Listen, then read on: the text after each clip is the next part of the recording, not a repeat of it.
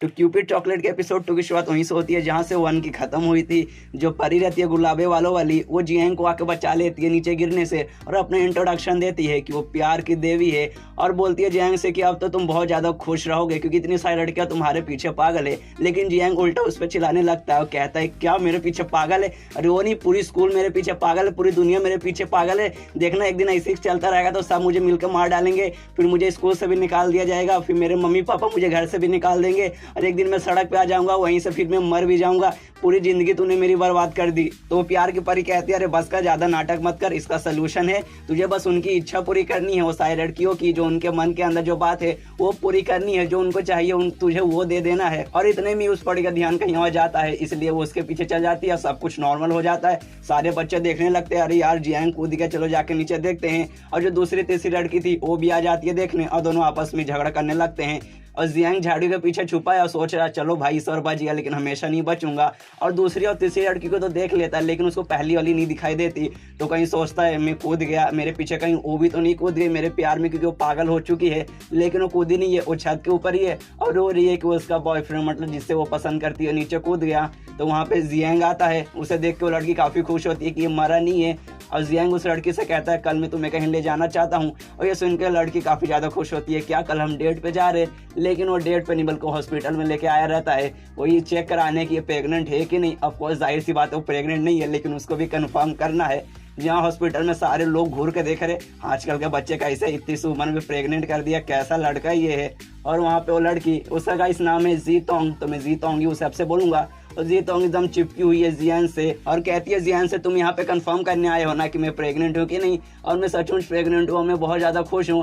तभी रिपोर्ट आता है और रिपोर्ट में ये लिखा था कि ये प्रेग्नेंट नहीं है। ये सुन के जीतोंग तो काफ़ी दुखी होती है, लेकिन जियांग काफ़ी ज़्यादा खुश रहता है। उसको पहले से पता है कि इतनी प्रेग्नेंट नहीं है, नाटक करिए, सब जो चॉकलेट है उसका असर है। और एकदम चिपक जाती है जियांग से और कहती है कि इस बार भले ही मैं प्रेग्नेंट नहीं हुई, कोई बात नहीं, अगली बार हम पूरी कोशिश करेंगे और देखना अगली बार मैं प्रेग्नेंट होकर रहूंगी। और पूरी चिपक जाती है जियांग से, जिस कारण जियांग भी काफ़ी शर्मा रहा है और आसपास वाले घूर के देखने लगते हैं जियांग को, देखो कैसा बेशरम लड़का है, लड़की के साथ पूरे हॉस्पिटल में एकदम खुलेआम ये सब कर रहा है। और जियांग उसे दूर करता है और कहता है सबसे पहले मुझे तुम्हारे मम्मी पापा से बात करनी होगी, तुम्हारी फैमिली से बात करनी होगी, तो मुझे सबसे पहले वहाँ तो ले जाओ। तो जीतोंग उसे ले भी जाती है और उसका घर को छोटा मोटा नहीं बल्कि एक बंगला था, वो बहुत अमीर लड़की थी। और घर में जाती है तो उसकी केयर टेकर आती है बहुत सुंदर सी, और जियांग को देख के पूछती है ये कौन है।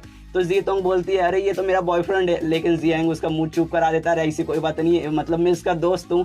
और अंदर वो बैठता है और जो जीतोंग की केयर टेकर थी वो बताती है जियांग से जो हमारी मालकिन के जो पापा है यानी जो बड़े मालिक है वो कभी इस घर में आते ही नहीं, इस घर में अकेले हमारी मालकिन ही रहती है, क्योंकि वो बहुत बड़े आदमी है, वो बहुत उनको बिजनेस संभालना है, इसलिए वो हमेशा यहाँ से दूर रहते हैं और हमेशा बिजनेस पे ही रहते हैं।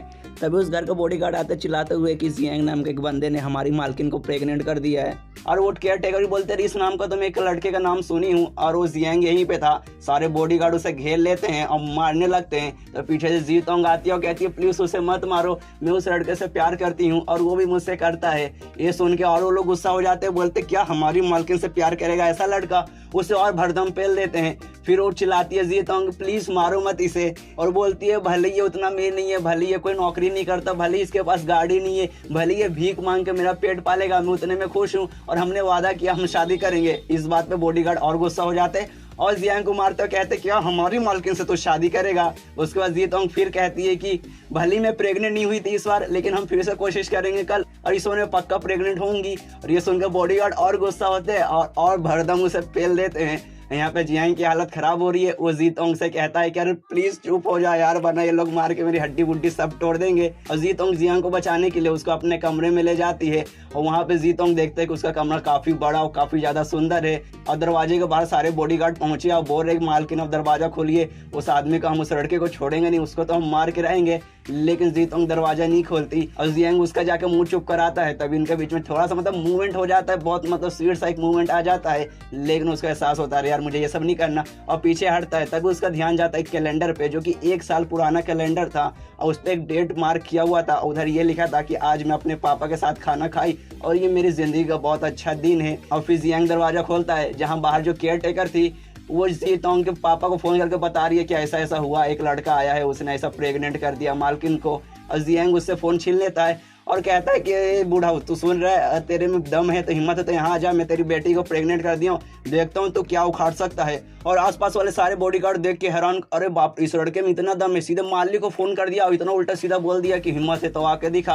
और दूसरी तरफ जो जीतोंग का बाप है वो भी हेलीकॉप्टर गाड़ी लेकर पूरा मिलिट्री लेकर पहुंच जाता है यहाँ पर। और जैसे वो पहुंचता है वैसे एपिसोड खत्म हो जाता है, पर टेंशन लेने की कोई जरूरत नहीं है। अब बढ़ता हूँ सीधा एपिसोड 3 की तरफ। तो एपिसोड 3 की शुरुआत वहीं से हुई जहाँ से 2 की खत्म हुई। जीतोंग का बाप आ चुका है और अपने साथ मिलिट्री वाले लेकर आया है और सबने एकदम बंदूक टांग के रखा है जियांग के ऊपर।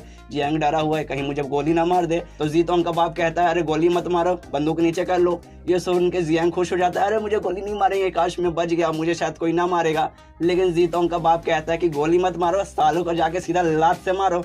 और उसे लात से पहनने लगता है। तभी वहाँ पे आती है जीतोंग और कहती है अरे पापा आप गलत समझ रहे हो, मैं प्रेग्नेंट हुई नहीं, आपको इसको मारने की कोई जरूरत नहीं है। और रिपोर्ट दिखाती है। उसका बाप रिपोर्ट देखता है और जियांग से कहता है अरे जब प्रेग्नेंट हुई नहीं थी तब क्यों ऐसा नाटक किया, फालतू में तुम मार खा गया। तो ये सुनकर जियांग कहता है मैंने ये इसलिए किया ताकि आप अपनी बेटी से मिलने आओ, अगर मैं ये नहीं कहता तो शायद आप अपनी बेटी से मिलने नहीं आते। आपने अपनी बेटी को खाना दिया, कपड़ा दिया, इतना बड़ा महल दिया, इतने अच्छे स्कूल में एडमिशन कराया, लेकिन कभी आपने अपनी बेटी को प्यार नहीं दिया। और ये सुन के जियांग का बाप और ये सुनकर जीतोंग का बाप गुस्सा हो जाता है और कहता है तुझे क्या मालूम प्यार के बारे में। तो जियांग उसको कैलेंडर दिखाता है और कहता है देखो इस कैलेंडर में 1 साल पहले तुमने अपने बेटे के साथ बैठ के खाना खाया, कभी उससे फीलिंग के बारे में कभी सोचा है, कभी उसके इमोशन के बारे में सोचा है। वो बस ये चाहती थी कि आप उसके पास रहो, उसके हमेशा साथ रहो, उसकी हमेशा मदद करो, उससे एकदम करीब रहो। लेकिन आप तो हमेशा बिजनेस के लिए यहाँ कभी वहाँ रहते, अपनी बेटी के साथ कभी बैठ के 2 पल से बात भी नहीं किया। और ये सब देख के जितने भी बॉडीगार्ड और केयर टेकर है वो बहुत ज़्यादा इमोशनल हो जाते हैं। और जियांग भी सोचता है यही सही मौका है, ज्ञान मैंने पेल दिया,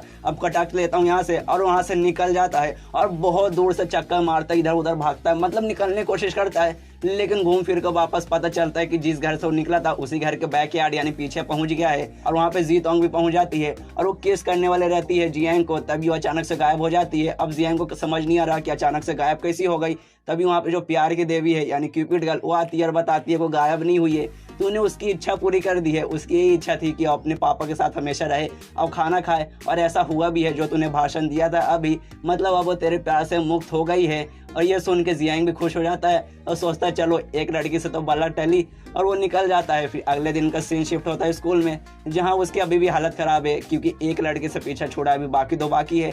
तभी देखता है बहुत सारे पैम्पलेट उड़ रहे हैं और उस पैम्पलेट पे इसका ही फोटो रहता है और ये लिखा था कि मेरे पति गायब हो चुके हैं, उनकी 2 बेटियां हैं, प्लीज अगर वो मिले तो इस नंबर पे फोन कीजिए।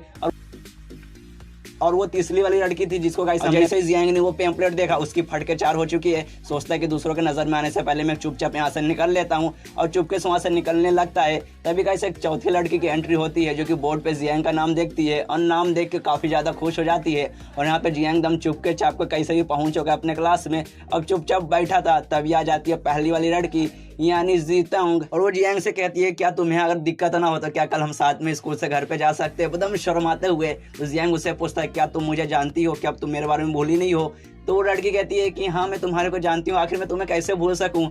और ये सुन के दम जियांग की और फट जाती है कि कल यार मैंने तो इसका इच्छा पूरा कर दिया, अभी भी मुझे जानती है। तो वो जो देवी थी मतलब जो प्यार वाली देवी उसे बुलाता है और कहता है कि यार कर तो मैंने उसको ठीक कर दिया था, उसका इच्छा पूरा कर दिया था, तो भी वो मेरे को जानती है, मेरे बारे में भूली नहीं, तो मुझे बताएगी आखिर ये चल क्या रहा है। तो बोलते यार मुझे माफ करना, मैं कल तुझे बताना भूल गई थी। वो सारी चीजें तो ये भूल चुकी है जो कि फॉल्स मेमोरी बना था कि वो प्रेग्नेंट है वो सब, लेकिन ये 2 दिन का मेमोरी है जब वो तेरे प्यार में पागल हुई थी वो सब उसको अभी भी याद है। तो हो सकता है उसके दिल में तेरे लिए कुछ अलग फीलिंग आ चुकी होगी, उसके बारे में मैं कुछ नहीं कह सकती, तो बाकी अब तू ही संभाल। और वो गायब हो जाती है। और यहाँ पे जियांग और जीतोंग जब तक अपनी बात पूरी करे उतने में जो चौथी लड़की जिसको हमने थोड़ी देर पहले देखा था वो सीधे घुस जाती है, दम आके चाकू फेंकती है सीधे जियांग की तरफ। जियांग उससे बच जाता है और उसके पास आ जाती है और कहती है क्या ये सब चल रहा है तेरी उस लड़की के पीछे, मुझे समझाएगा। तो जियांग बोलता है कि अरे मैं समझाता हूँ। और ये लेकिन उस लड़की को जानता था ये कोई अनजान नहीं है, और इस लड़की ने चॉकलेट भी नहीं खाया है, वो क्यूपिड चॉकलेट उसने नहीं खाया है। और कहता है कि मैं समझाता हूँ तुझे कोई गलत फैमिली हुई है। तो वो लड़की कहती है अच्छा गलत फैमिली हुई है, रुक तुझे मैं अभी बताती हूँ। और उसको दम किस करने लगती है, दम दबा के किस करने लगते, उसके ऊपर चढ़ के पूरा उसको चाट लेती है। और ये देख के पूरा आसपास वाले सब पूरा रिकॉर्डिंग करने लगते हैं, देख के हैरान होते हैं कि आखिर बाप रे खुले हम ये क्या कर रहे। और यहाँ पे जियांग भी दम जन्नत में है कि इतने सारे किस्से उसे मिले। उतने में जो लड़की थी, चौथी लड़की, उसकी माँ पहुंच जाती है और उसको मार के दूर ढकेलती है और कहती है तू अमेरिका से इस फालतू लड़के के लिए आई इतने दूर से यहाँ पर, कैसी लड़की है यार तू, कैसी मेरी बेटी है, क्या बेटी बनेगी रही तू।